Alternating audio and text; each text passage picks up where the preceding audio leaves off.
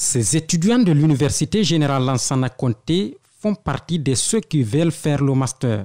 Les tarifs de ces cours de master varient entre 15 et 20 millions de francs guinéens. Tout dépend de la filière dans cette université. Ils tentent leur chance pour être sur la liste des 5000 candidats demandés par le ministère de l'Enseignement supérieur, de la Recherche scientifique et de l'Innovation. Bon, ce qui m'empêche réellement, c'est le problème de moyens. Parce que vous savez, ce n'est pas facile de faire le master.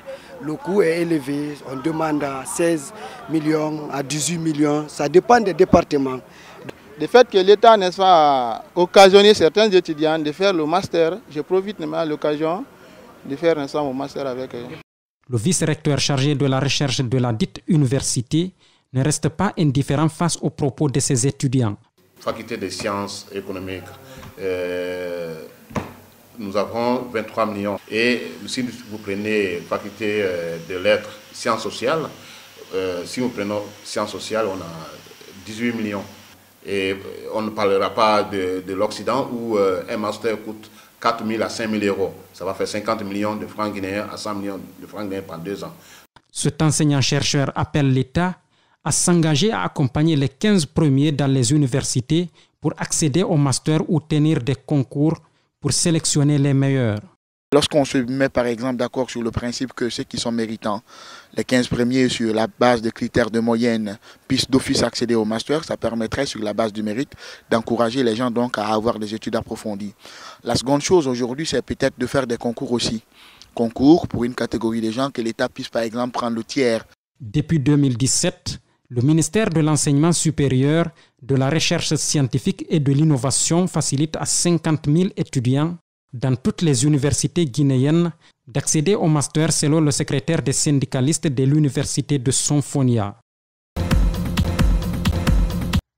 Avec ses grands arbres et son paysage luxuriant, la forêt de Kakimbo regorge une importante biodiversité qui aujourd'hui disparaît petit à petit. Les actions anthropiques se multiplient davantage sur cet endroit classé patrimoine mondial de l'UNESCO.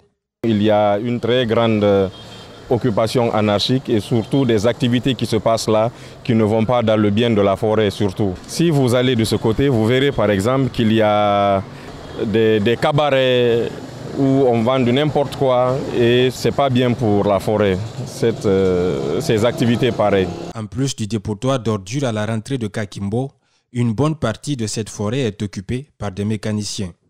Ils disent avoir obtenu l'autorisation des autorités de la commune de Ratoma.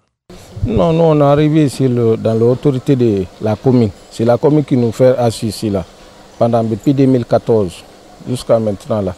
Quand l'État a besoin d'ici là, on n'est pas préavis ou bien chose comme ça là. Décrétée d'utilité publique en 1944, la forêt de Kakimbo a été classée patrimoine mondial à cause de son important microclimat pour la ville de Conakry.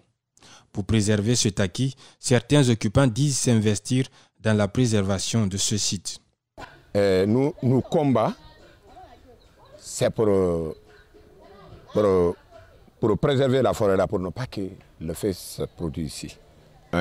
Le 2 avec la sortie de menace. Donc on fait tout, mais on laisse les bois à sa place. On les préserve pour ne pas que ça se gâte. Parce que c'est important pour tout le monde. Ni moi, ni un autre. Donc c'est important pour tous les Guinéens. À la commune de Ratoma, nos tentatives de rencontrer et d'échanger avec les responsables des services des eaux et forêts sur ces occupations anarchiques sont restées vaines.